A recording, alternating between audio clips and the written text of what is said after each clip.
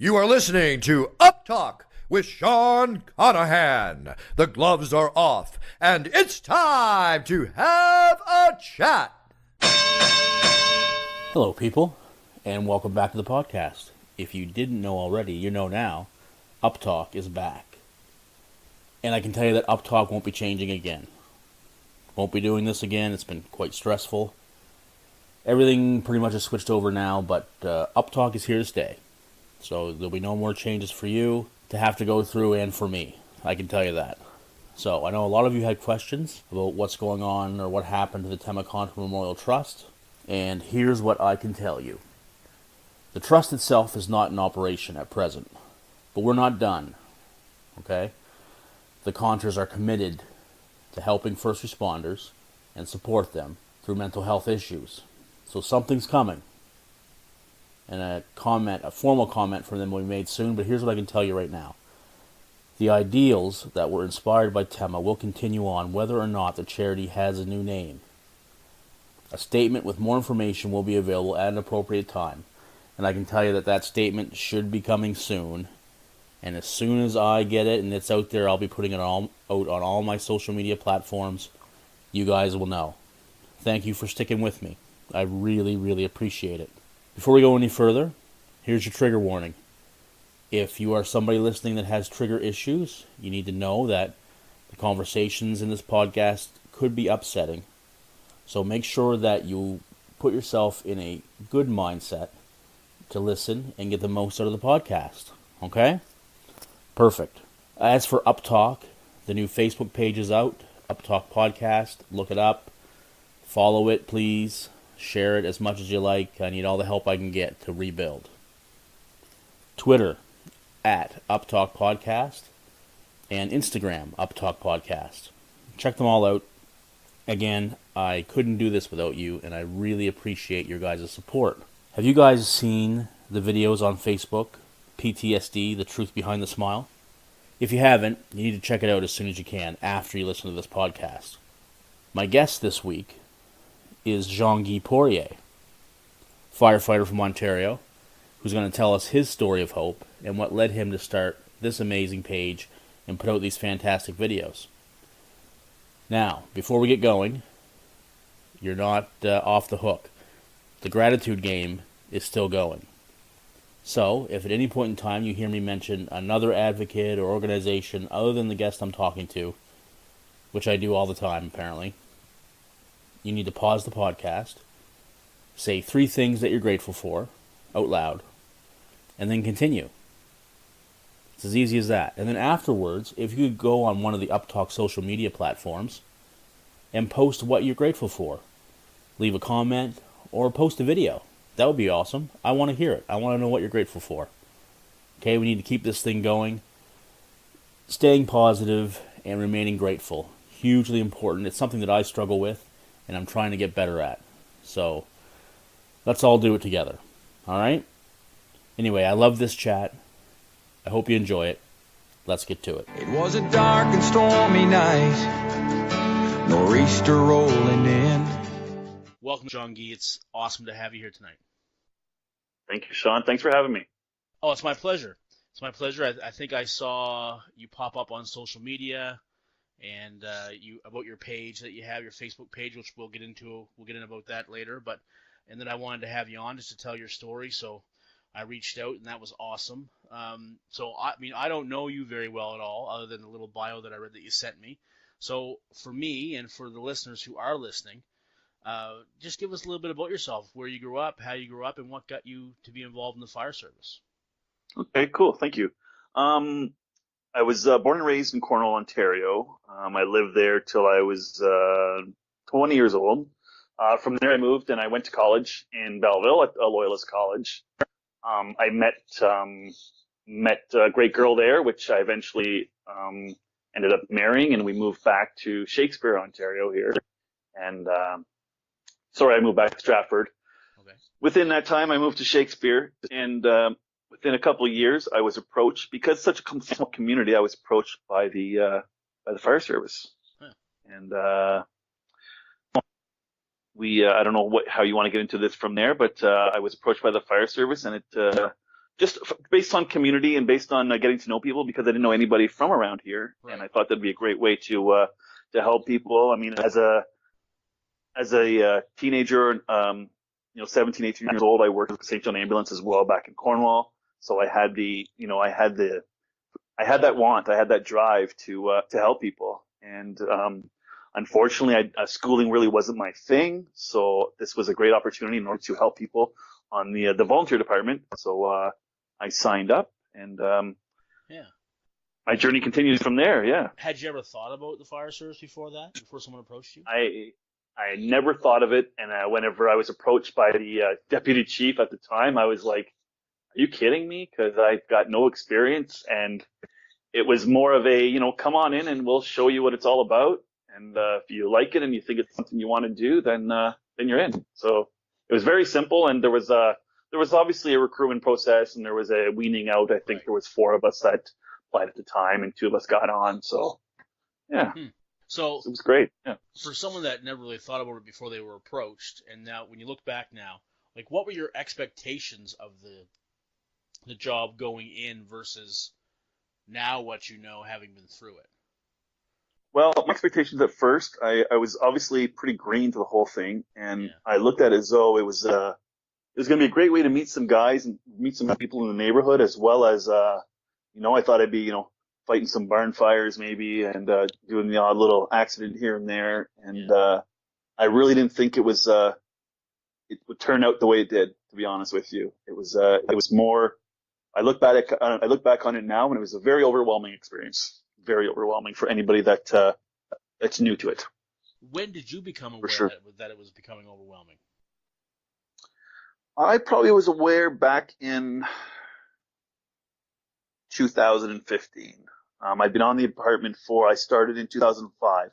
So I'd been on the apartment for 10 years, and there had been a few incidents that were not triggering me or bothering me, but things started becoming, I don't want to use quite serious, because it's all serious, but things definitely becoming a little overwhelming due to the fact that, start getting real big, definitely. Yeah. So that means yours is not an uncommon story. So it took 10 years for you to think, oh, wait a minute, like this is getting a little bit much, which is the same thing that happened to me. I think I've heard, I think that it's a pretty similar story, that we tend not to see it until That's right. Until it's like really overwhelming. Like we tend to be blind to it. That's right. I believe exactly what you're saying, because when you're involved and when you're in it, it's very difficult to stand back and watch what's actually going on. You're too into it, and you're too involved that one call kind of rolls into the next, and before you know it, you've done 100 calls, 120 calls for the year, and you can remember every single bad one, every single fatality, and then you start adding those up. But as you go along, like I said, it took 10 years to go, wait a minute here, this is quite the ordeal. Now, did anybody else notice anything before 10 years? Like, did you ever have people, family or close ones saying, hey, like, how you doing? Like, you're a little off, or you're a little different. No. Anything like that? No, it probably wasn't until my 11th year, whenever I was very close to resigning, that my wife at the time was noticing a big change in me, was noticing a lot more anger, a lot more anxiety, a lot more uncertainty. The calls were sticking to me a lot longer, and I was blind to it, and I was denying it, because as a fireman yourself, you have to put on that firefighter helmet, and you're there to help people, and you unfortunately, I realize now that at the time, when you're in the fire service, you look at yourself last, and you're looking at everybody else first. And now, well, you kind of have to turn the tables, because you sit where you are with a mental illness or wherever you're at, and you look back on it and you go, I don't know how anybody else can swallow that day by day and not come out with some issues. I guess we'll say. So after 11 years, everybody started to notice, or even you started to notice. And then, so you sat down and you decided to resign. Walk me through that. Well, my resignation took place in January of 2016, finalized in February 2016. Right. But during Christmas of 15, I was, and this is where it gets difficult because I didn't tell my family that I was thinking of this. It was all on my own because I didn't tell the department. I didn't talk to anybody. Right. And I looked at it as though I'm not going to tell anybody because I don't want anybody to change my mind. I figured as though I was finished. At that time, I didn't know why. I just knew that things weren't clicking. Things were lasting longer. I just wasn't getting over, calls that were happening. And I thought that it was time. And so over Christmas, I decided. And in the middle of January, I approached my chief and I told him. And there's a very lengthy talk. And obviously there's some, well, we can get some help. We can, and I basically refused everything. And I said, you know what? I think it's better if I just walk away. I'm going to miss the guys. Sorry, this is the first that they're hearing about it. When you go This was the very first, yes, and it was a very shock to all of them. Okay, so they offered some help, which is great. I was offered some help, and at that time, because I was leaving unknowing that, I was starting to show signs of PTSD, I refused it because I was denying. I didn't know why I was leaving, and I just knew that maybe I just didn't click with the guys anymore. Maybe it just wasn't in me anymore. And that's what I chalked it up to. And I didn't want anybody to change my mind. And I told my family, one day that I was thinking about it. And the next day I told them that I'd done it. And they were upset because there was no process to it. I did it all on my own. Right. And they weren't involved. And the only reason I did that was because I didn't want to be swayed. I knew that I couldn't be swayed. My mind was made up. And I had to leave. Right. Do you think you didn't want to be swayed, or do you think that you didn't want anybody asking questions that maybe would lead to the real reason why you had to go? Well, at the time, I think I didn't want to be swayed because back in 15 or even 16, I mean, we're only talking 2 short years ago, but I mean, you and I both know that even 2 years ago, PTSD was it was not talked about. Right. It was very, it was, twice as hush-hush as it is now. And that was not what I was thinking about. I wasn't thinking as though I had an issue. I was thinking of more or less I just wasn't fitting in anymore. And that's what I chalked it up to. And I just didn't want to be swayed because, and that's why I, denied the help as well, just because I didn't feel as though I needed help. I felt as though I wasn't clicking and I wasn't getting along with the guys. Maybe I wasn't fitting in. I wasn't sure what it was. And that was my reason. I wasn't going to let anybody sway it. So did you even think that was the reason why you had increased anger or anxiety? You were chalking it up to those same, I'm going to call them minor things compared to No, I wasn't. I wasn't even thinking it was that. I would, to be honest with you, Sean, I was thinking as though maybe, at 2015, 16, I mean, at that point I've got a 10-year-old, I've got a 5-year-old, and I thought as though, you know what, maybe my temper's getting worse. Maybe I can't, maybe having kids is tough on me. Maybe this was the real reason. I never once thought that it was a mental illness, or I never once chalked it up to maybe it's from the fire department. I just thought as though there was some issues happening and there was some anger and then there's some, it wasn't until I started forgetting things. And that's what hit me the hardest because even back when I was a young child, even in high school, middle school, it didn't matter.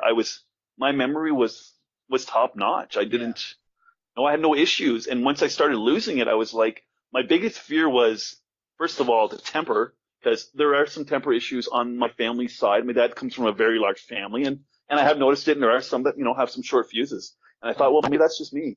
Maybe that is me. Maybe I'm going to be one of those guys, right?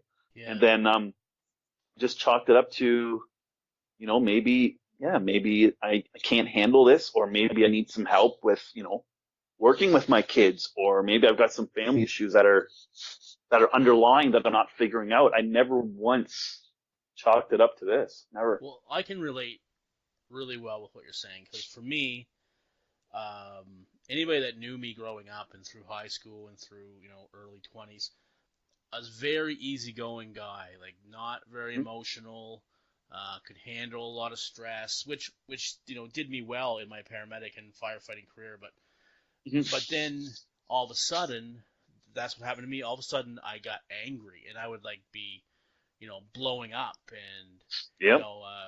I'd have incidents of physical anger, like just whether it be hitting a wall or sort of throwing something, which was totally not me, but that's what it was coming out. And the memory thing too, I can relate to. I don't know what it was like for you, but for me, my wife will she'd tell me about things that we all did early in my when my daughter was really young, like big Yep. events, and that I was there for, and I would Yep. have no idea what she's talking about. And to tell her that, to say, Amanda, I don't remember any of that. It was, well, A, it was frustrating for her, which I can totally understand. But it was really frustrating for me, and would just bring on that anger. Like, how can I forget these important things, right? Yeah, I hear exactly where you're coming from, Sean, because my biggest concern was, am I not listening to people? Am I Right. not paying attention to them? Because that was not like me. Yeah. But I mean, things would happen, and we would, like I said, my wife and I would talk about things, and I'd be like, when was that? I'm talking like, people at like first birthdays and, Yeah. weddings and big events that I should remember, and I wasn't remembering. And that's when it really started dawning on me that, something is wrong here. This isn't me. I mean, I can't be, okay, now I've got the anger, which I understand, but why am I forgetting? Why am I not remembering?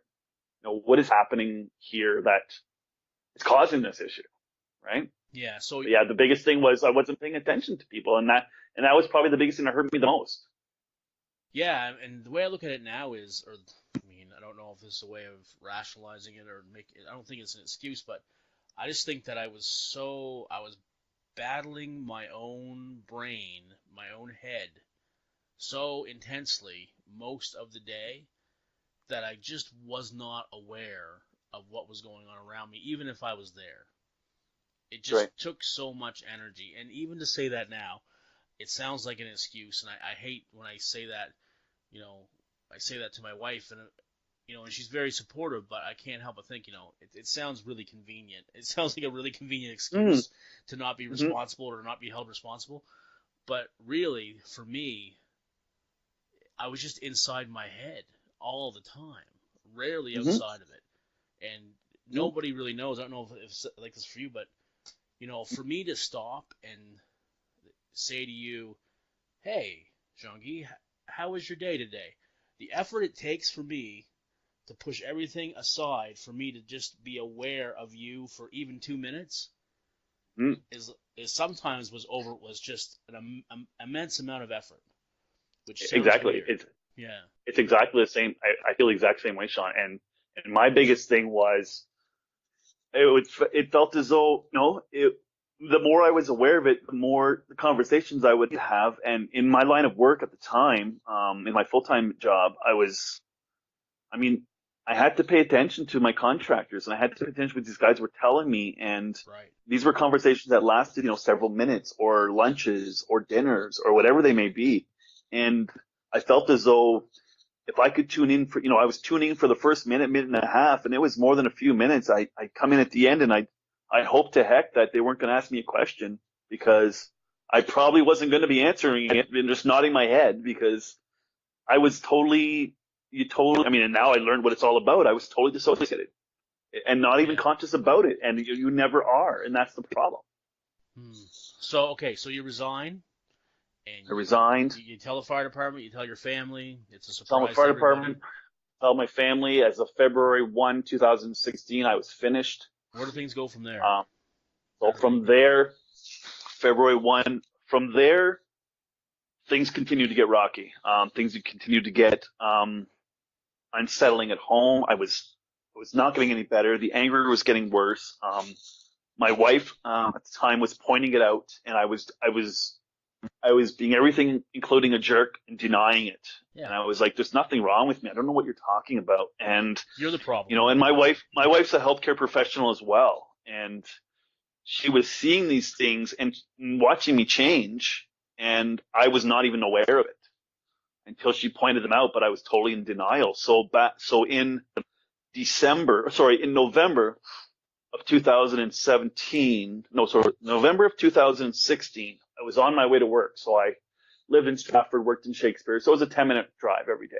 Right. And it seemed as though every morning that my wife wasn't at home, it was a struggle for me to get my boys off to school. Nothing worked right for me. Everything I told them that was going wrong. So that morning in November of 16, I was beside myself. My head was full. I left for work after dropping my kids off. And, I got about 3/4 of the way, which wasn't a very long drive. And I kind of stepped outside of myself and I said, what is wrong? Something is wrong. This is not me. I don't blow up like this generally. I mean, everybody, has a temper once in a while. I get it. And it was just getting worse. And it was a point where it wasn't manageable anymore. It was everything was happening was a problem. And the memory was going and something clicked. And I got to work and I remember getting in the office and instead of going to my desk, I went out into the retail area of the store and I texted my wife at the time and I said, Heather, something's wrong. I got it. I get it. I see where you're coming from. I don't know what it is, but I need to go to the doctors. Something is wrong. And so in November, I booked an appointment. Late November, I got in early December with my family physician. And at that time, she was all but telling me she was pretty certain this was PTSD, but she wasn't a mental health professional, so she didn't want to make that call, right? So she booked an appointment for me in the spring of 17 and, in May of 17 with the mental health doctor here in town. And I was formally diagnosed in May of 2017 with PTSD. How'd you feel when you got that diagnosis? I accepted it, but I didn't. I'd done a lot of homework before that appointment because it was a special appointment, right? It's a specialist. So I waited for several months to get in and I did a lot of homework. I did a lot of questionnaires on the internet and looked at these mental health websites. And I was doing these quizzes where for once in my life, I was scoring through the roof, which I thought, this is weird. This isn't how it's supposed to be. And, I'd take the odd one home and I'd say, Heather, look at this. And, she'd kind of go, I'm not surprised. I mean, I can't diagnose this, but let's see what the doctor says. And, I went and saw my doctor in May of 17. And, after a very short, probably 20-minute discussion, she turned to me and she says, I'm afraid to tell you, but I'm pretty sure that you've got PTSD. And like I said, I accepted it and I didn't. I'd done enough homework that I was pretty sure I was down those lines, but at the same time, it wasn't put out there yet. It wasn't formalized. There was still that doubt that, maybe it's not. Maybe I'm responding to these quizzes with what they want to hear. Maybe this is just me worrying. I was a worrier when I was younger, kind of got over it through my middle years, college and that, and stopped worrying and stopped sweating about the small stuff. And it was turning back again. And I didn't want to accept it. I knew it was coming without, unconsciously I knew it was coming, but I didn't want to accept it even at that point.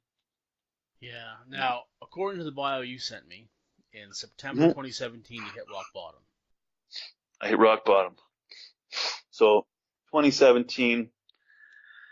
So this is only this is like 6 months or so, 5-6 months after your diagnosis. 5-6 months after diagnosis. The first incident happened, I believe, on a Tuesday or a Monday. I'm sorry. I came very close to harming myself. Let's just put it that way. And the next night I did the same thing. So that was a Monday, Tuesday. On Wednesday, I don't recall at this time. It's kind of all a blur. But on Thursday, it was close again, and it was very close at that point. And I got up and I went upstairs because my wife was working late shifts, 12-hour shifts. She's a registered nurse, and I went upstairs and I said, you know what? I'm sorry. I think I texted her from downstairs and I said, I'm gonna go for a walk. And the first thing she said was, well, why don't you take the dog? I said, no, I don't know I don't know how far I'm going. I don't want to take him too far, right? And I knew at that time that I was walking to the hospital. I was heading to the hospital without anybody else knowing. Right. The only issue I had that evening was I made a comment on Bunker Your for Your Brains website, it's a Facebook page that night. Right. And one of my wife's very, very close friends has a husband that was in the fire service as well. And she caught my comment. And she phoned my wife at the time and kind of gave her the heads up that, is he okay? Is he there? And she was like, yeah, he's here. And it wasn't until a couple hours later that I said, you know what, this is it. I gotta go. I gotta get out of here, and I gotta go figure out what's wrong, because it's only going to take one more night, and that could be it. I didn't know at the time, and I was scared, right? I was scared for myself. I was scared for my family. I was scared for my kids. Yeah. Because at that time, I'd only been battling it for, after diagnosis, 5-6 months, and it was still early stages. And I remember at the time I got my runners on, and I, got a few things put together, and I started walking. And from where I lived at the time, I was an hour and a half walk to the hospital. I would have never walked that distance ever. Yeah. But something kept me going, and then I wasn't 10 minutes from my home, and my wife's friend messaged me, and she said to me, "Are you okay?" I said, "I'm on my way to the hospital, but nobody knows." She's like, "Okay." So she kept me on the phone, at the same time, saying, I'll come down to Stratford. She was a 20-minute drive. I'll come down to Stratford. I'll sit with you. I'll say, but at the same time, even whenever I was, resigning, I said, no, I'm doing this by myself. Right. I'm doing this on my own. I don't want anybody to turn me away or sway me or give me any kind of doubt. I said I was going, and it wasn't until a few minutes later that my wife's other friend, which is this lady's friend as well, got me on the phone too. And so now I've got two people making sure that I'm not diverting from going to the hospital, right? Making sure that I check in when I get there. And it was a long walk. There was a lot of texting. There was a lot of, I'll face it, there was a lot of emotions. I didn't know what was going to happen. I knew that there was a very good chance that I was not coming out of there for a very long time. So I got there and got to the emergency department. I wasn't in there a few minutes, and got into the assessment room. And I told them what was going on. And it's funny. People sit and wait in the emergency room. As an emergency worker yourself, there's so much complaining that goes on with hospitals and emergency workers. But you know what? They react when they need to. When they really need to and something is serious, they don't waste any time. And I was whisked through the back, and before I know it, there was a specialist coming in, and I was being admitted, and I didn't know what was going on. I just knew that this was it. So I spent 8 days there, and while I was there, I was set up with 8 days in the mental health ward in the hospital here. It was hell. It was hell because where I was at the time, it seems kind of selfish, but I was looking around going, I'm not sick. I'm not sick. Right. I'm sitting amongst 12 other people, and I'm going, no, I'm all right. They're all sicker than me. I'm okay. Yeah. They're sicker than me. Yeah. I'm taking up a bed. Right. Yeah. What am I doing here? But you know what? It was a saving grace, because it took hitting rock bottom to get the treatment I needed, to get the doctor team that I got, and to get the process down the line. And it's a day that I'll never forget. I can't remember the date, but it's a night that will it'll haunt me at the same time forever, because it was either go or I don't know what's going to happen on Friday. I didn't know. What did a day look like for you in the hospital? Like, what were there things? Did you have activities during the day? Like, did you have? No, I usually. Sessions, I usually had a session. The psychiatrist on call at the time ended up being one of my team doctors. He took me on, and I usually had a session in the morning, because he'd come in it's funny because he started his day at 7:00 across the hospital at one of his offices. So he'd come in at 6:30, and it was at the time I wasn't sleeping because I was in an unfamiliar place, right? And he'd come in and he'd end up waking me up at 6:30 in the morning, tap me on my shoulder, and we'd have a session when I was half asleep. And he'd go amongst his day, and my day literally I was spent, sitting in my room. I was, contemplating. I was, writing things down. I was talking to other people in there, and but no one was really my day was guiding pretty you through your day. No, I was just kind of under their care, and more or less that, The doors are locked and nobody's going anywhere. Huh. Right? This is it, and you can't leave until we've got a system set in place for you. So, okay, so what happens to make them decide that 8 days is enough? That's a very good question. Yeah. To this day, Sean, I don't know. I mean, Did you feel it was enough? Were you ready after 8 days? I didn't know what I was ready for. It was a new journey to me, and I was just hoping that the doctors knew where they were going and what they had in store for me, because I was under their, and at the time I was still working. So I mean, I just missed 8 days of work, Right. and very very few details given to my boss at the Right. time. So 8 days of work missed. I just knew that I had to get back to work because this is a busy time of year for me. Was a busy time of year for me, and B, I was starting to think as though I was just taking up space, because I mean, as much as I knew I had a different mental illness than everybody else in there did. It wasn't showing like all the other people were showing, but mine was all in my head. And to this day, I mean, my two sides of the brain fight each other, as you know. I mean, PTSD is like they tell you and they joke around, it's all in your head. Well, it is. It is. It is That all doesn't in my make it head. any easier, though. It doesn't make it easier. But no, I honestly, I didn't know it. I didn't know I was ready. I just knew that I had the doctors in place, and I was hoping that they knew what they were going to do, and I was ready to go. I was relying on their word that I was ready to go. And once I got the medication, because while I was in there, before I went in there, I was on no medication at all. So there was medication setups, and then at day 5 or day 6, I was almost let go, but I had some side effects that they wanted to deal with. So there was some changing of medications, and so I wasn't let out of there until the medications were in order. Right. And I wasn't having serious side effects, and they knew kind of what my plan was, I guess, or their plan was. So you had a diagnosis for like 5 months before this, That's correct. and you weren't on any medications. I was not. Nope.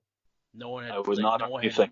No one had thought of that, or no one thought that you needed them up to that point, or did you mask your symptoms, or did like? I think I did a lot of masking. Yes. At the time, my early appointments with my mental health doctor here in town, my mental health MD, there was a lot of masking because there was a lot of denying. At the time, I was still denying. Things are changing, and you have no control over them. It's not like if somebody with an illness. I mean, I hate to point other illnesses out, but Right. such as cancer or any other illnesses where all the signs show and people know what you're going through, right? Or to a certain point, they do. Yeah. Nobody knew. And I was relying on the doctors, but at the same time, I was hiding things because I didn't want to admit they were happening. Right. So, I wasn't on any medications. I was just kind of rolling on through, which ended up, in 5 months hitting rock bottom. And that's where, kind of straightened things out and kind of got some medications and Right. started the process of healing, hopefully. Right. So you get out of there after 8 days. Now you're on medications.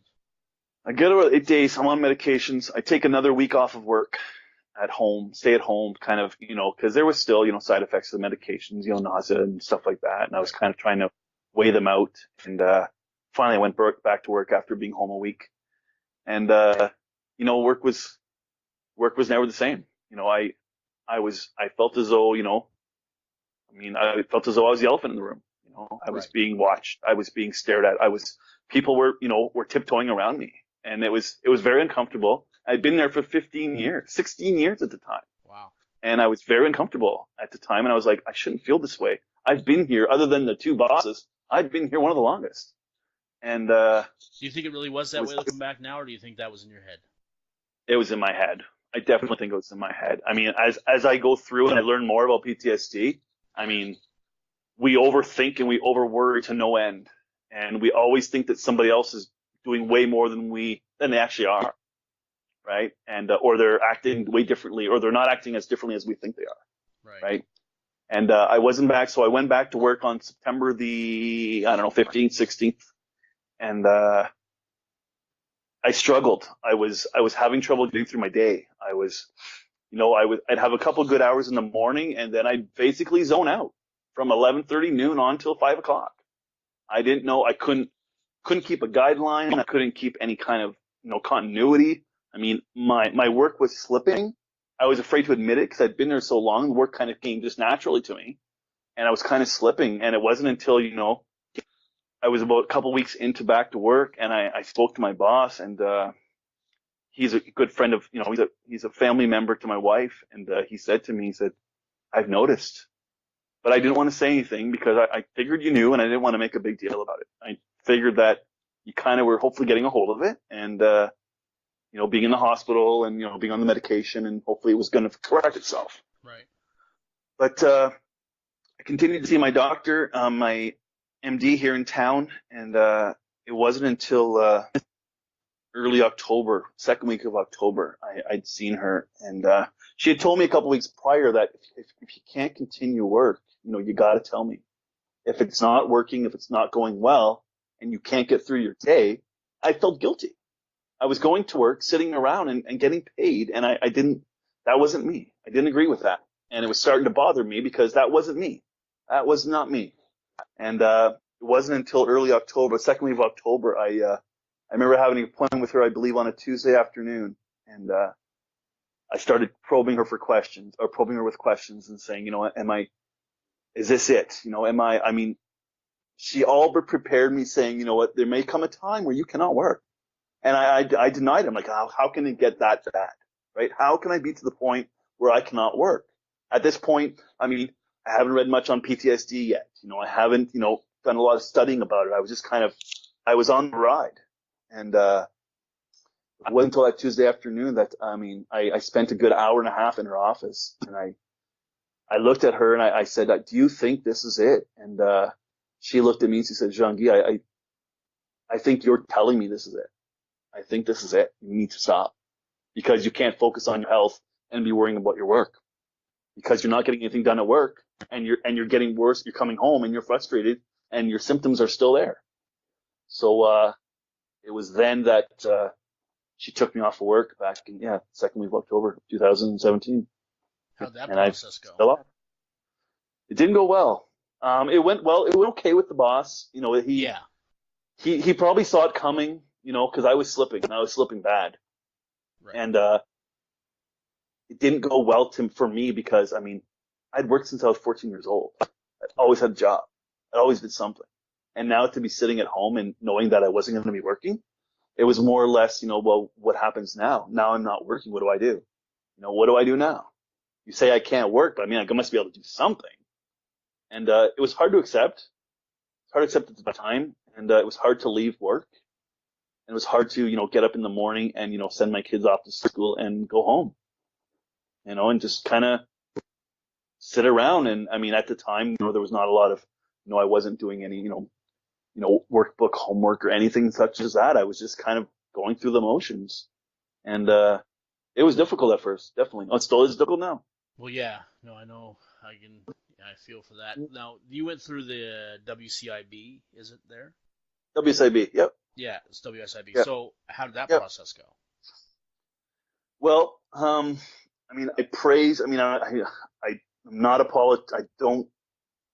I don't get into politics ever. I don't do that with my work, with anything I do during the day, but I got on to the, MP Todd Doherty and I saw what he did. Yeah.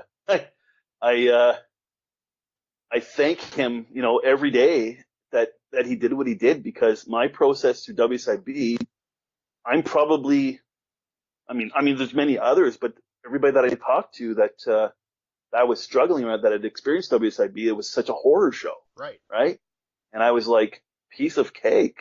Really? Piece of cake. It was, I basically, submitted an application not an application. My doctor did all the work.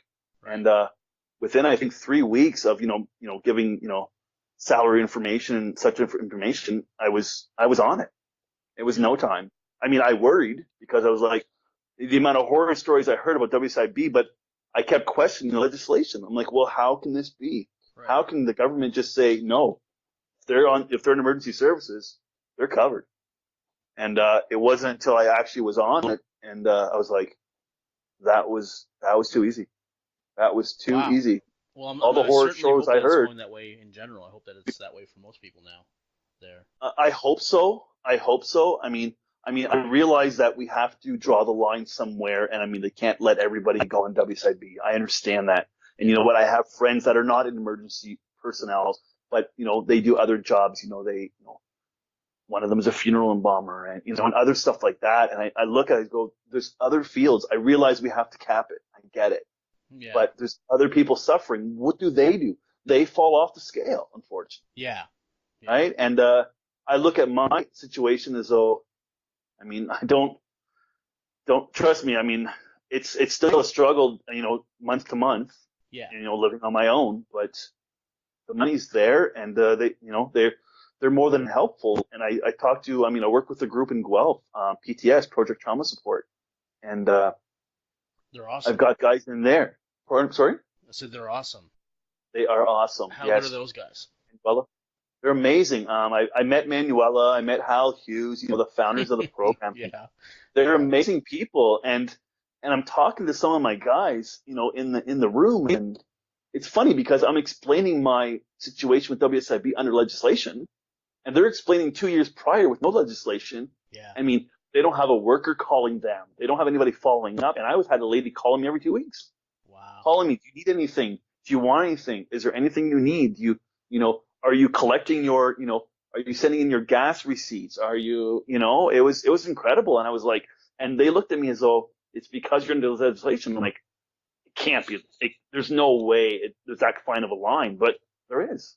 It's sad, but there is. They don't do more. I mean, I praise WSIB for helping me, and don't get me wrong, but they are helping who they have to under legislation. And the others, I mean, as we know with emergency workers, they have to fight for it. Some of them. Now and it's sad. Yeah, you know, it absolutely is sad. You alluded to it a little bit. So you're living on your own now. So your marriage did not survive this. It did not survive, and this was not. I don't believe this was the true cause. I mean, right. We'd had some issues prior, and it was rocky for a couple of years leading up to this, and I just think as though it was. I mean, I don't want to put words into anybody's mouth. I just maybe it was too much. I mean, maybe my family didn't need another kid in the house. You know what I mean? I mean, yeah, that's a good I'm way a grown man. That's exactly the way to right? put it. I'm a grown man. Yeah. And I can't remember to take out the garbage. I can't remember, you know, that my kids have a doctor's appointment. I can't remember, you know, what my wife told me. And it was a struggle because as much as, and as we talked about before, as much as I felt it was an excuse, it was the real deal. For shit's sakes, I could not remember. I could not remember. It's frustrating. And as much as I was told, you know, write it down, write notes, blah, blah, blah, you know, do this, do that. I carried a book around for a week and a half, writing everything in it. And then one day, you know, my wife said to me, "Where's the book?" I don't know. Lost it. So it was hopeless. So you know what? I mean, my wife and I ended things on a good note. I mean, we talked to each other almost daily. You know, the kids see us that we get along. There was no hard breakup. There was no, you know, everything was basically kosher, you know, and I looked at it as though it was one more thing that I was going to have to face. And I looked at it as though I thought I had enough on my plate, but I was going to have to add one more thing. And I'm doing it, which is fine. And like I said, we get along. I mean, we couldn't have a better relationship probably as separation goes, as a lot of separated couples go. Well, and yeah, it's great. And she, you know, she supports me. I mean, you know, she has talked to my boys because there's situations where, you know, the first few months that they would come here, it was rocky because I was on my own. I was struggling. I mean, every little thing they did would set me off, and it was a struggle. And you know what? Now they run in here because they want to be here, right? So it works out, and it's been good. It's been good. So, what else have you done? What have you done as far as your recovery goes? What are some of the things that you've gone through or have done for your recovery? Obviously one of the first things I did was I heard about the group. What happened was I was on the website at work late September, early October, and I found this group called PTS. Right. And I emailed or messaged one of the guys, Jeff Spadine at the time, and I said, I'm having some struggles. Da da da da. This is me, a little bit about my history, what's going on, and sent him a little note. And I said, at your early convenience, give me a shout back or give me an email back. And this time I didn't know him from Adam, and it wasn't 5 minutes later, my cell phone rang, and it was him. He said, "Is this Jean-Guy?" I said, "It sure is." He's like, "This is Jeff Spakine." He's like, "Can we talk for a few minutes?" So, I stepped out of the office and we spoke for about 25 minutes. He's like, "You need to come down to Guelph. You need to be with guys that are going through the same thing. You're not the only one. You are not the only one going through this. You can't feel as though you are." And you know what? That group has helped me. There's guys in there that, that have struggled, that have fell off, that have gone back on, that, it's tough because you see all the levels of their recovery and their failures and my recoveries. And you know what? I still go as often as I can. I get out there. So that's one of the things I've done. So when did you? Also, when was your cohort that you went on? I didn't do a cohort with Manuela. Oh, you didn't. I didn't okay. go. I didn't do one. I just went right to Guelph and started going to the group there. I mean, I was asked to go to one. You can go to a cohort. Go. I know, and I've been told, because the biggest thing, obviously, with me was the money, right? It was the money. That's right. I mean, as you and I both know, it's a substantial amount of money. It is. And I just kept saying, and Manuela kept saying to me, just come. We will figure out the money later.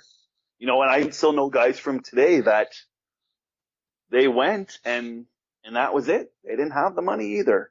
Right. I don't promote that. I know these operations, they take a lot of money to run, and I understand that. And I didn't feel as though I could go and just not do that. We had to figure things didn't out. Feel right. When I went in December 2016, and we had to figure things out, obviously, because of the money, and it got worked out. Manuela's, and that's what I was told. It always does. Yeah. Right? It gets worked out, and back in so I've been doing that religiously. I did it for a very long time, and I kind of started slacking back a bit whenever my boys were coming, because they'd come on a Thursday night, and that was a meeting night. So I'd rather be with them than go out to the meeting, right? Okay, so I was staying with my boys. You went to the meetings. I went to the meetings. Okay, I'm constantly going to Thursday meetings. Yeah. Okay. So back in April of this year, I met Bill Rusk and Lynn Rusk with Badge of Life Canada. Yeah, awesome people. And awesome people. Amazing. I mean, the people I've met through my journey is incredible. I've never met so many nice people before. And, they welcomed me up, said, "You know what? I signed up for a September course to go up for a 3-day weekend." And Bill called me, I think, a week or two prior to an April one. He's like, "I've got an opening. You need to come." I said, "Okay, what do I need to bring?" He's like, "Just bring the clothes you have on your back and some change of clothes, and you're good to go." I said, "Okay." So I went up, and it was amazing. I met Ralph Wolfthistle, and I've met some people up there. I met Tanya Lutz, that does the Healing Heroes in Mississauga, all the yoga and everything. And I walked out of there, and I was like, it was almost a dream. I couldn't believe I met so many giving people. And at the time, Bill and Lynn, a lot of it's out of pocket, because they can't get all the funding they need, right, to operate these programs. But that was the last program I was on. I still, to this day, weekly, message Lynn or Bill, or it's been a, like I said, I was even asked, I was at a meeting on Thursday with, PTS, and they said, got a cohort coming up, you should go. I'm like, Yes.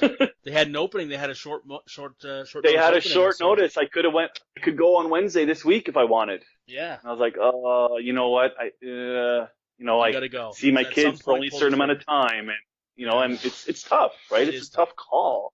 It is tough. But those are the organizations that I'm currently working with, or I've been. You're in good hands. Yeah, definitely. I definitely am. I bless that. These people are amazing people, and they do so much work, and they do so much for so little, and it's incredible. They're saints, really. They are. So how would you, what would you say your day-to-day is like now? How would you rate yourself? How would you say you're doing? I would say I spend, and this comes right from what I tell my doctor weekly here in town. I spend most of my days dissociated. I kind of just let the day pass by me. I mean, as much as I have a occupational therapist at the same time that tries to get me some structure and tries to get me doing some things, it's very difficult to structure your day when you don't have anything to go to. You have nothing to do other than to make sure you get to that doctor's appointment on Tuesday or the one on Friday. It's very difficult to say, okay, you know what? I need to get up at 8 o'clock every morning. I need to go for a walk. I need to, have breakfast. I need to do this. I need to prepare a lunch so that I'm doing something. Right. You know what? And they understand it, and it's hard. It's not something that a lot of people would say, well, how can you not make lunch? Well, you know what? Very easy. As something with PTSD, as you know, everything is work. Yeah. Everything is work. And it's easier to say, nah, not doing it. I'll just have an apple. It'll be good. It seems like calculus. Like it's like advanced calculus to put a lunch together. It is. It's weird, but it's like the most overwhelming thing in the world. It is. I know that feeling. It is. Yeah. It is. I'd rather have half a jug of water and say, okay, I'm full. I'm good to go. But yeah, it's very overwhelming. Very day to day is very. I still struggle day to day, and I still see an occupational therapist, and we work on as much as we can. And if I've had a couple of weeks where I've had no structure, well, it's just okay, well, let's try this, or let's try this. Nobody has ever down on you for not doing it because they're not in those shoes, right? They're just doing the best they can for you. That's all they can do. So you go day to day is a struggle. Yeah. You go to meetings regularly, which is awesome. Mm-hmm. You're in touch with some good organizations. Is there anything else you've tried to put into your daily routine? Do you mean like something I create on my own, or do you meditate? Do you do yoga? I do. I don't. Exercise? I usually walk. Definitely walk at least once during the day, and then usually, I don't. When my kids are here, I rarely use my car. Right. I'm 20 minutes from uptown, we're in Stratford, Ontario, not a very big city. 20 minutes from uptown, I walk around uptown for a little bit, and my kids get a kick of it. What do you do? Well, I just walk around and go home. That's what I do. And then I usually, at night, especially in the summer when it cools down, I'll go out, after, in the evening at 10 o'clock at night and walk for 2 hours. Just walk around. I'm the guy that the ladies are probably peering out the window going, who is that guy? Why does he keep walking by my house? Yeah. But those are things that I put into my routine. I still don't prepare a meal. Especially when my kids are not here. I keep very little in the house because I'd rather it not be here and, not go back. Really.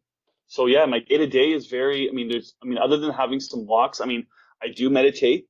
Do you? Good. I was doing really well when I started. I kind of fell off for a little while, and now I struggle because, like my doctor says, I'm trying too hard. I'm trying too hard to relax. Maybe I'm not as uptight as I think I am, and I'm worrying about it, right? And I'm over worrying about it, and I'm overthinking it. He's like, you need to try to, lack of better words, relax. Try to calm down. Don't think about how you're going to calm down. Just be aware of what you're thinking, and then let it pass. It's a thought. I'm not happy with how I feel. Move on. Keep in and out, right? Bad thoughts in, bad thoughts out. So it's, my daily routine and my structure and my activities they're very limited. Very limited. Because I don't do crowds, right? No, I don't do crowds either. Not if I can help it. No. No. The crowds suck. I don't like them at all. Yes. So, and crowds plus noise is even worse. Yeah. Yeah, it's terrible. Yeah. I'll challenge you with something though, because I was absolutely not like this, never thought of this before, or would never think of doing it. There's an app you can get. I think it's called Yoga Academy. Okay. And I think it's free. I'm pretty sure it's free. Okay. Well, I know it's free because I had it. So I'm pretty sure that's what it's called. So, and you can do like a 10-minute. It'll guide you through like a 10-minute beginner or strength or flexibility yoga session. Okay? Okay. And you think of that 10 minutes, how hard can that be? I can tell you it is fucking hard. It is difficult, and I suck at it. Yeah. However, I talk about Teresa Coulter. I don't know if you know who Teresa Coulter is. I don't know. Nope. She's a paramedic artist in Calgary. She did the sock drawer stories. Okay, yeah, I've heard those. Yep. She's awesome advocate and does a lot of work. Anyway, she sort of got me to try yoga, and Okay. I don't stay on track with it all the time. I'm sort of on and off with it, but I can tell you when I do it, even that 10 minutes, it does work. Like it is, it's pretty phenomenal. I'll tell you that. It is, and like I said, I've had a very, few days short stint of it when I was up at Badge of Life Oh, you Canada, did? and Okay. with Tanya Litz doing it, Right. she kind of, got us into a little routine, and I remember, finishing up, and I was like, Tanya, I don't feel relaxed, but damn, I'm sweating a lot. This is, I'm out of shape. She's like, it's okay. It gets easier. It gets easier if you keep doing it, right? And unfortunately, because of the discourage and because it was work, it's just something that fell to the side, Oh right? yeah, me too. It gets But lost. no, I appreciate this yoga academy. I'll definitely look into it, Sean. I'm And pretty sure that's what it's if it called. can, okay, And like I say, you can just keep doing. There's all kinds of different. There's of course you can buy stuff if you want to, but oh, there's yeah, these basic programs you can do for free, and it just guides you through them and shows you all the different little poses. And it's a train wreck. It's a horror show. I'm sure if anybody was watching me do it, it's terrible. well, I find out you here. I know what you're saying. But I gotta say, like I never thought I'd be one that would say that, but it is. I think it's a piece to the puzzle. I really think it helps. I find that afterwards I'm more focused. Like I can if there's a task that if I can't make lunch, if I couldn't make my lunch and couldn't figure out what to do for lunch or couldn't get through to the grocery store, if I did yoga and then went back to the task, I found that I was better at it. I don't know Okay. why. Cool. Just that tends to focus your brain and just sort of drown out everything else. That have you ever tried a float tank? Nope. Or I'm not sure what that is. You don't know what that is? So Nope. it's a you're gonna know what it is as soon as I describe it. It's a big tank, Okay. and it has like 1,100 pounds of Epsom salt in it, and you Okay. float. Yeah. It's like I've it's heard like of the it. Dead Sea.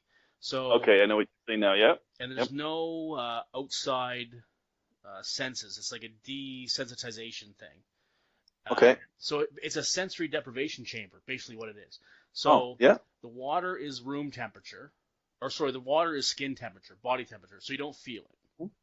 Okay? And there's no sound, and there's no light, so you have no outside inputs, and you're floating. And at first it's really weird. And like I go, where I go is 90 minutes, so an hour and a half. That's a long time. Oh. But and the first time it was long, but now it's like the best 90-minute nap you're ever gonna have. You just, Okay. or you can listen to stuff. Like I tend to listen to podcasts, but I find it very relaxing. Also, the Epsom salt has a lot of good health benefits for you. It takes a lot of inflammation, and you're just really refreshed. I don't know if you have one in your area, but if you ever get a chance to try it, Definitely. that. It's really cool. Anyway, just some things that I've Definitely. heard. Thank So, you. at what point did you decide, Jean-Guy, that you wanted to start a Facebook page? I was nearing my tenure, I guess we'll call it, at work, and I basically started because I wanted to connect. I wanted to talk to some more people that were actually experiencing it rather than talk to the doctors all the time. I wanted to hear from other people, and I thought, you know what, this is a good way to do it.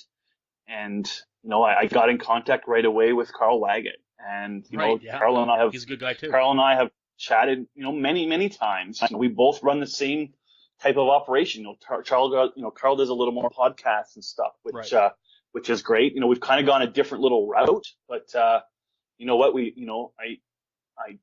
I'm so thankful for meeting him, and I started meeting some people, and I started getting a little bit of a following, and I thought, you know what, this is okay, because people are talking to me about what they're experiencing, and I'm not going to a meeting, but I'm not the only one, and these people, a lot of people, unfortunately, were suffering in silence because they didn't think people would listen, right? Because nobody can see a mental illness, right? And they were struggling. The more and more I got into it, I thought, you know what, maybe I could start doing a little more, maybe, and it wasn't until, early this year that I thought, maybe some Facebook Live posts, or maybe, sharing, every couple of days about a different topic or the same topic throughout the week of what I am going through. This is what it's like for me. It may not be like this for you, but this is what it's like for me. So take what you can from it, and And you know what? My like I said, I just started that page back in September of 17, and here we are a year later. 1,100 plus followers, and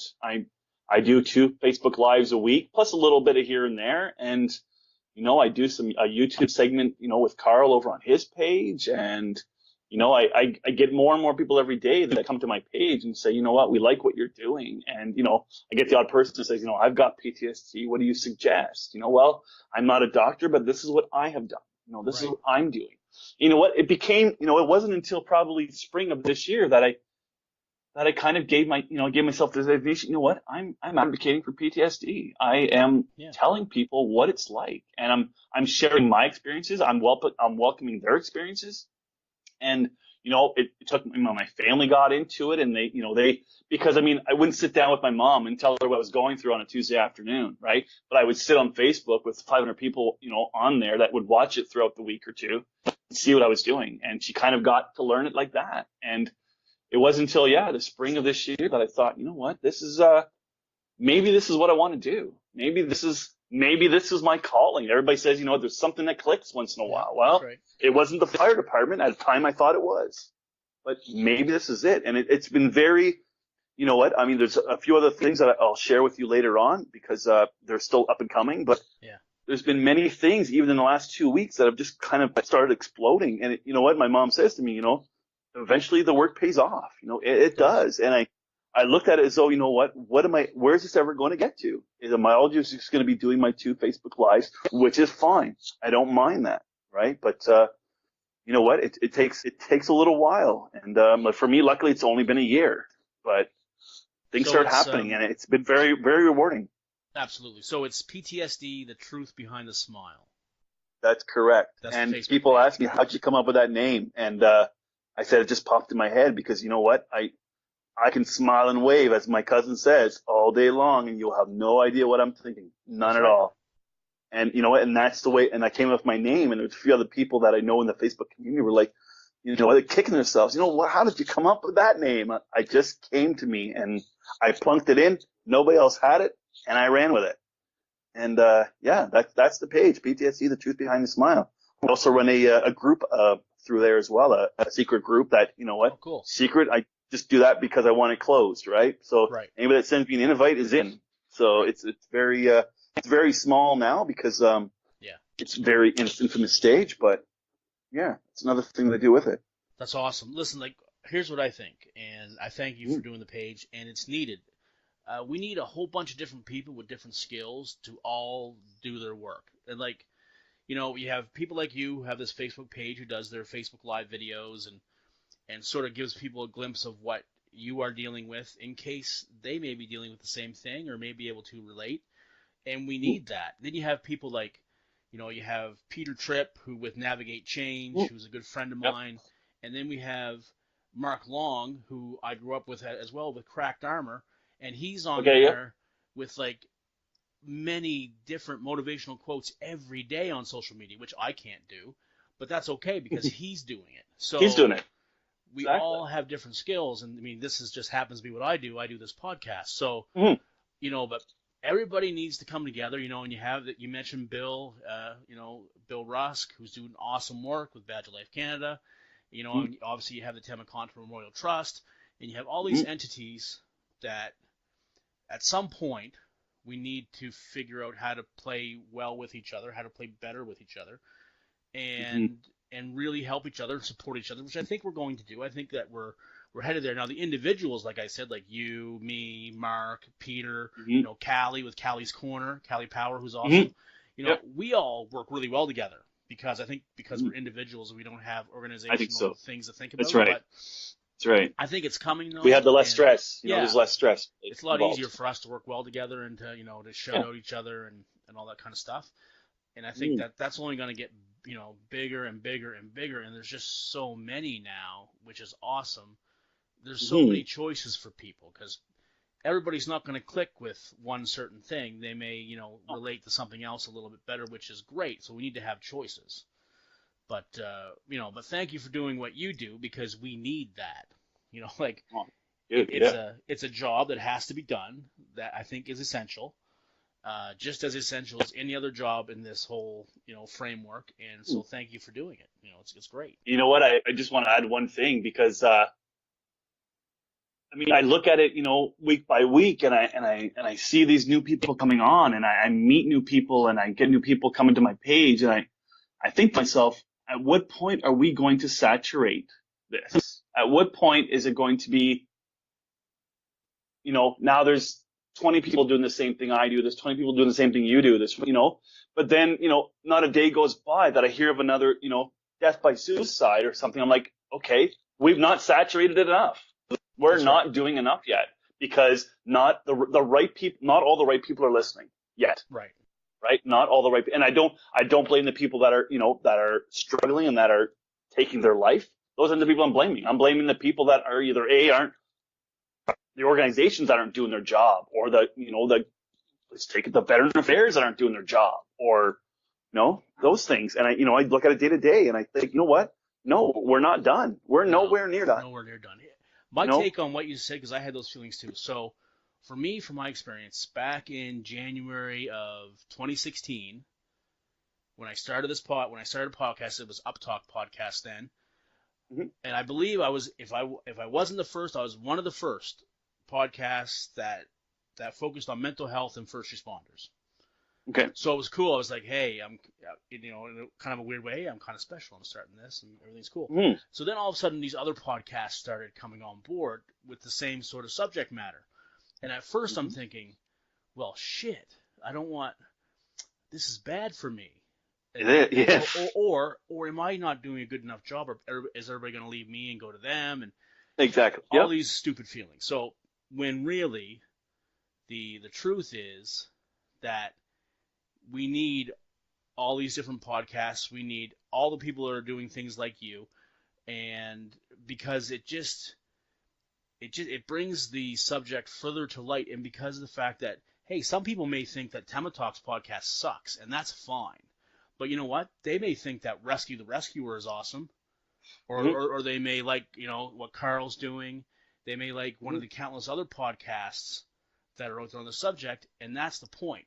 That we need to have, we need to have the variety. Yeah, you do. It's a compliment. It's we all compliment each other, and we all need to do our work, even if other people are doing sort of the same work we're doing. They still don't have your perspective, your experience. That may, even if it engages one person or connects with one person, I'm good. You know what I mean? I'm the same way. If I can reach out to that one person that says, thank you, I'm glad you're, I'm listening, and I also, I'm a firm believer in supporting, I've Got Your Back 911 as well. I mean, these guys are doing a tremendous job. I'm not sure if you heard of who they are. Absolutely. But they're two paramedics in Woodstock, awesome. right? Jill and Sean. Yeah. And I have probably just, I'm starting to gather a nice pile of their clothing and, their accessories. And it's funny because I wanted to mention this because this really hits home. And I was at an event here in Stratford on the weekend, and I was wearing I wear a red, a nice gray shirt with a red, emergency personnel across the front, police, fire, ambulance, and the back is I've Got Your Back 911. And I was standing in line, to get a drink at one of this event, and I got a tap on my shoulder, and this young lady, turns me around, and she grabs me by the arm and she says, "I've got your back too," and she walked away. Wow. That was it. You know what I thought? Holy smokes. You know what? And I wasn't even working on it's nothing to do with my page, right? It's somebody else notices something else. And, I sent this message off to Jill and Sean, and they were like, that's amazing. We love when we hear these stories because that's what counts. That makes a difference. That one person that said, I noticed that, right? And that's what matters. People are noticing. Huge. And they're like on a whole they are huge. Oh, they're awesome. They've helped me out countless number of times when I needed it. They're awesome. I can't say enough good things about them. They are. They're wicked. They're doing great work, and they're putting a lot of good money together for mental health, and it's incredible. Great job. Incredible. And you know what? They're only about a half an hour away from me, which is great. I can swing down there anytime and wow. Walk out of there with a bag full of goodies. Oh, you've been to the store? You went to the store? Oh, I've been to the store a couple times now. Yep. I'd love to go to the store. Yeah. Cool. Yeah, it's a great spot. So, Jean-Guy, if anybody wanted to get a hold of you, contact you, how could they do that? Definitely, message me through Facebook at PTSD, The Truth Behind the Smile. You can email me at jean-guyp, the number 22 at gmail.com. So JEANGUYP 22 at gmail.com. Obviously I don't give out my cell phone number very often, but I'm always on there. I mean, my notifications come through, daily, which is great. And that's probably the best way to get a hold of me would be through there. Wicked. So before we let you go, Jean-Guy, if there's anybody listening right now who is struggling at any level at all, and they were in front of you, what would you say to them? I mean,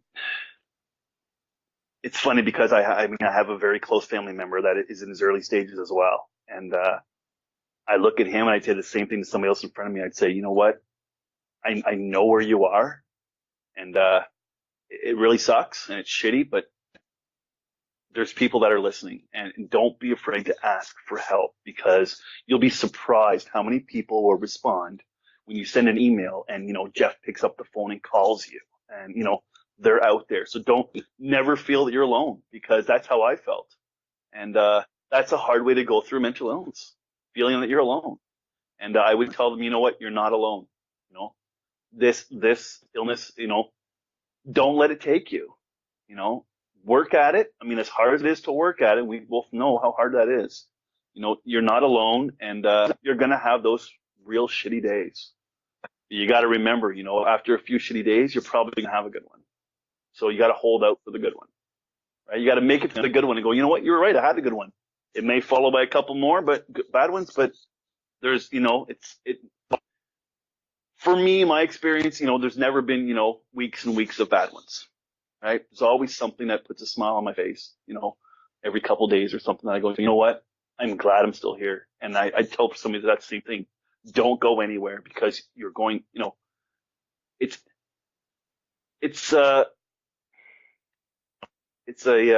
what phrase am I looking for? It's a very, abrupt decision to, it's going to affect everybody else in the long term. The decision you make today, if it's the wrong one, is going to affect a lot of people. And, you're going to turn back and look down at, the rest of the world and say, God, I should have just held on. Should have waited. Should have waited. As our brother Hal Hughes would say, don't give up before the miracle happens. That's correct. Wait for it. And you know what? Facebook, PTSD, The Truth Behind the Smile, I believe is my miracle, because things are finally happening. I mean, I can't drift away. People are going to know. I mean, yeah, that's right. I have a bad day and I don't do a show, which happened a few weeks ago. I had a bad day. I didn't do a show. Within a half an hour of saying I wasn't doing a show, because I posted it out there, I'm not doing my show tonight. 5 people in my PTS network were messaging me, are you okay? Are you okay? Because they knew. They know. You do your shows regularly, people know. You miss one, people really know. Right? And definitely don't leave before the miracle happens. Definitely. Jean-Guy, this has been wicked. Thank you, Sean. It's been my pleasure. I've had a great time. Oh, this is awesome. But so, listen, thank you for going through what you did and coming out the other side. And I know you're still going through it. Thank you for your Facebook page. Again, it's exactly what's needed. You're doing exactly what you should be doing. It's awesome. Get to a PTS cohort when you have the opportunity. Mm-hmm. Do it, and I want to hear about it afterwards. I hear they change your life. I hear it's a life-changing experience. Oh, they saved my life, for sure. I know. I got to get there, definitely. And definitely let me know when that happens. And if you have anything on the go, anything you want to talk about, just let me know. If you want to come back on, or if you want me to plug something, I will. Okay. It'd be my pleasure. And just keep on keeping on. Like, take care of yourself and your family and your kids, and just keep moving forward. And thank you very much for coming on. Thank you very much for having me, Sean. It's been a great experience. It's my pleasure. Take care, brother. Thank you. Thanks. Good night. Now my shift is finally over. I gotta deal with what's mine. And that's a wrap for this episode. Thank you to Jean-Guy for coming on and telling his story. I really loved it. I hope you enjoyed it. Did you play the Tim and Talks gratitude game? I can't remember if I mentioned anybody else. But you know what? If I didn't, here you go. Check out Callie's Corner. Check out Navigate Change Incorporated. Check out Cracked Armor. Check out, of course, I've Got Your Back 911. Now, if I missed you and didn't mention your organization or your Facebook page, don't worry, I will. This is kind of like, if you're old like me, you'll remember this. It's kind of like Romper Room. You remember at the end of Romper Room, she'd hold up that mirror and she would name all these kids that she saw? Well, I had a lot of anger because she never said my name. Ever. Jennifer, Everyday, Jeffrey, Michael, always there, but not Sean. Anyway, this is kind of like that. If I missed you, I apologize, but I'm going to be making sure to mention groups every episode that are doing great work, whether it be podcasts or advocates or organizations. I'll always mention a few. So, play the gratitude game. Send me a picture or a video or a comment on either the UpTalk Instagram or the UpTalk Twitter, the Facebook page. Send me something telling me what you were grateful for this episode. I want to hear it. Okay? And then put hashtag UpTalk Gratitude Game. All right? Let's do it. Let's start something. All right, guys. Again, thanks. Thanks for being here. Thank you for listening. Check us out on the Mental Health News Radio Network. They have over 30 different radio shows, online radio shows, all dealing with different aspects of mental health. And we are the first Canadian show. So it's awesome. Check them out. Please subscribe to the podcast. Leave me feedback. Give us ratings. Anything you can do helps. I'll be back. I don't know quite when, but it shouldn't be too long. I'll have another episode out. Still getting some things ironed out, but I wanted to get this one out. But I'll be back. And until then, take care of yourself and each other. More love, less judgment. 'Cause we ain't superheroes, we're just ordinary people trying to make a difference, and the first on every scene. And it's a heavy, heavy burden to carry all this hurting when you can't unsee the things you've seen. It keeps going on when those signs